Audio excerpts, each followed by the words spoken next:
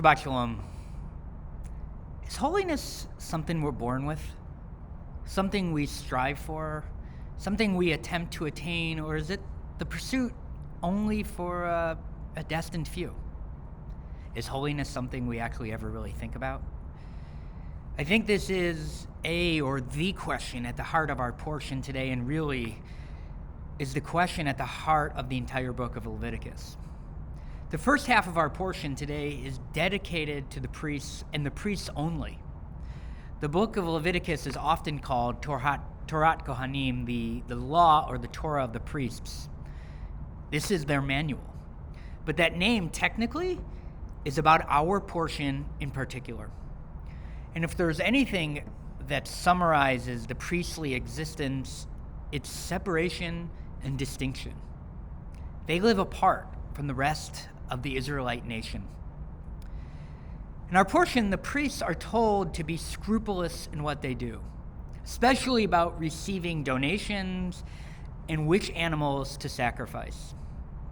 In Hebrew, the word used here is vayinazru, which is the root later used to describe the Nazarite, the Israelite man or woman who takes on a vow of heightened religious practice and leads really a monkish or ascetic lifestyle in the pursuit of holiness. But to a certain degree, that appears to be the life of the priest. They are closed off from the rest of the Israelites, certainly the rest of the world. They are often not counted in the census, and their lives are governed by an entirely different set of assumptions and responsibilities. The idea of the priests, of their elevated class, is one we are really quite removed from, and many of us have a difficult time relating to this hierarchical religious class system, which makes the entire book of Leviticus a little challenging to find our footing, at least as it relates to us as modern-day Jews.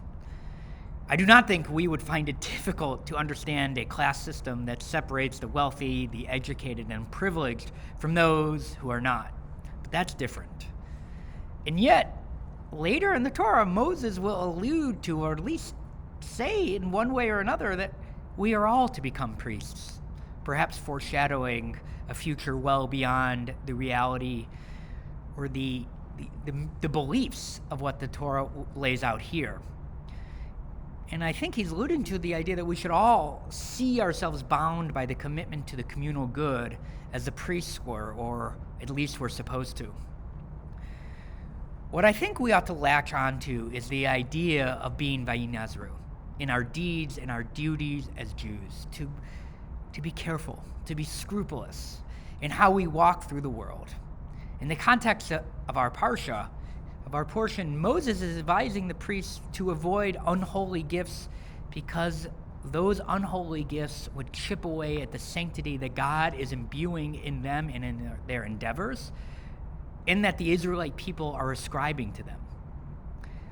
I'm not sure we, as Jews today, care much about the question or the idea of holiness, but we should care a lot about what that pursuit entails and how that looks to each other, how that looks to ourselves when we look in the mirror, but also how we are perceived by our neighbors. Judaism was founded by the rabbis' disgust with the cultic religion and perhaps the corruption of the priestly class and their inability or lack of desire to be scrupulous in their actions, and we can assume the ever-increasing campaign donations that they were receiving. And yet the Jewish project that the rabbis created, that we are blessed to be a link in that chain and are charged with ensuing that it continues for another generation, is about that same higher cause. One that is, yes, vertical, but also, and I think more importantly, one that's horizontal. As Jews, we are set apart by God, chosen by God, not because we are special, but because we have a mission. The priests were to guard and protect spiritually the sanctity of the Torah and its particular lessons that ensure universal good. The Jewish path towards a meaningful life began with being freed from bondage, with being redeemed, We made a short but significant pit stop at Sinai for that mission to be fully revealed. And the only way we as Jews get back there is by taking that message and being the living embodiment of its good deeds. A mitzvah does not mean good deed, but living a life inspired by the mitzvot, the commandments. These are our tradition's best guess, our 2.0 version of Torah Kohanim. But thanks to the rabbis, 2,000 years ago, they dropped the Kohanim. And our manual towards a meaningful, holistic life of good is one not of separation. It is not one of being holed up in a temple all day, but one in the thick of humanity, using our voices and actions to express the holy pursuit of Jews, to leave the world better than we found it. That pursuit is holy. It is one that we must be on every day, and one that we must be on and can only really be on together. So with that, I want to say Shabbat Shalom. And for those of you who will be able to join us this Shabbat and moving forward, I'll say that I'm very excited to be on that path, literally on that path again with you. Thank you.